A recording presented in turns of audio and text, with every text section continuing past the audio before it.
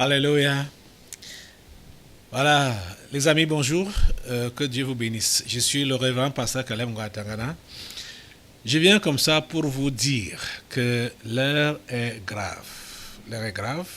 Cette semaine, nous avons été bousculés ici au Tabernacle de la Liberté et je veux parler surtout de ma vie personnelle. J'ai vraiment vu comment est-ce que je suis recherché par le monde des ténèbres.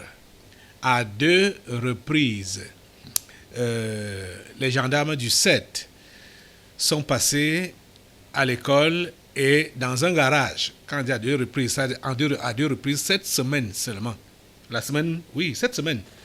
Mardi, ils sont passés à l'école, dans l'une de nos écoles, prétextant déposer une convocation. Mais ils étaient au nombre de 5. Il y avait 4 hommes, une femme. 3 étaient en tenue, 3 gendarmes en tenue, 2 en civil. Et ils ont... donc, comme vous voyez comment ils sont en train d'entrer tumultueusement comme ça là, pour chercher à rencontrer M.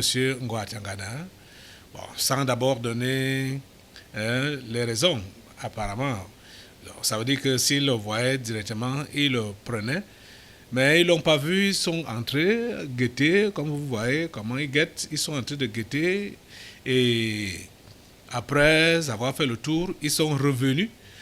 Donc, ils sont revenus pour demander. Il y avait là une maîtresse qui était assise là, qui apparemment ne les gérait même pas.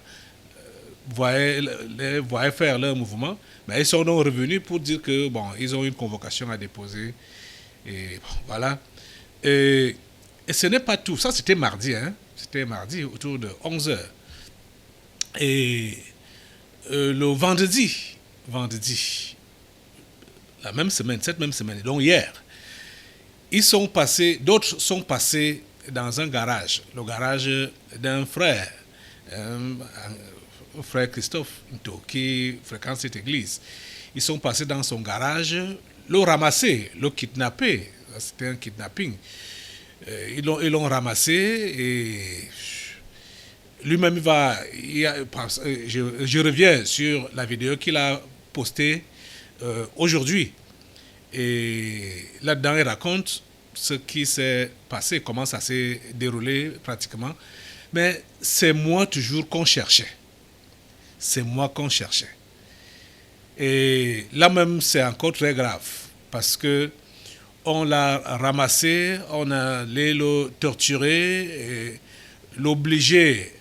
Moi, je ne sais pas, on lui a mis la tête soit dans l'eau, dans un produit qu'il a fait évanouir, il a perdu connaissance et il a commencé à parler dans cette inconscience-là. Et après ça, quand il est revenu à lui-même, ils sont montés dans la voiture et arrivés jusqu'à chez moi, arrivés jusqu'à la maison. Donc, comme vous voyez là, je suis filé,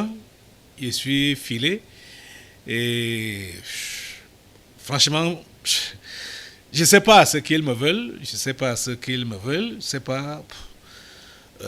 si c'était, ce n'est pas une coïncidence, ce n'est pas une coïncidence de voir que c'est toujours les gens du 7. C'est-à-dire que mardi, ils passent, on peut dire presque légalement, ils sont venus, étant en tenue, avec une convocation, mais le vendredi, ils viennent en civil, en tenue débraillée, mais ayant des armes sur eux, en tenue débraillée, pour ramasser Christophe et puis l'amener et lui faire des pressions pour qu'il puisse les amener chez moi et leur donner les informations me concernant. Toutes les informations me concernant. Je vais vous laisser regarder cette portion, ce que j'ai, du moins le résumé de ce qu'il va dire. Il va parler en 17 minutes comme ça, 17 minutes et demie. Donc, je donne d'abord le résumé pour que vous puissiez voir et vous rendre compte que c'est réellement sérieux.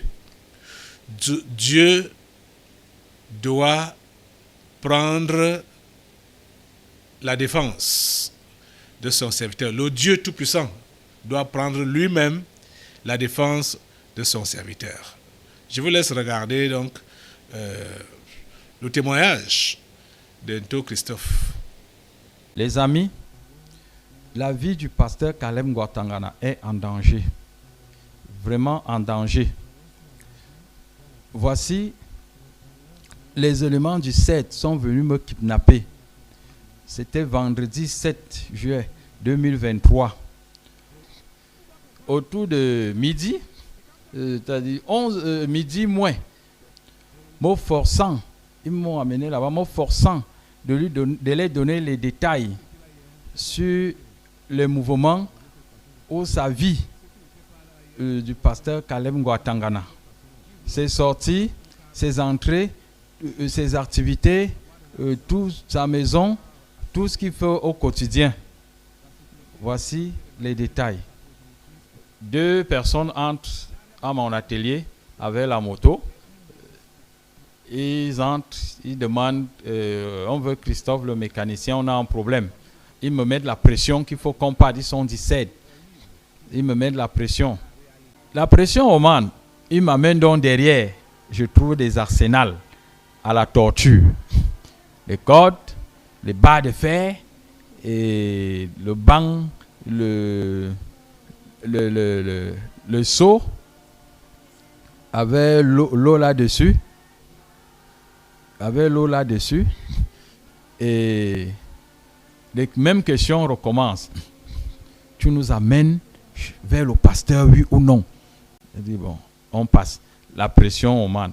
Ah, tu fais comme ça, enlève les chaussures. Les chaussures, sauter. Le pantalon, j'avais le jogging, sauter. Il y avait le haut. On passe la corde à la main-ci.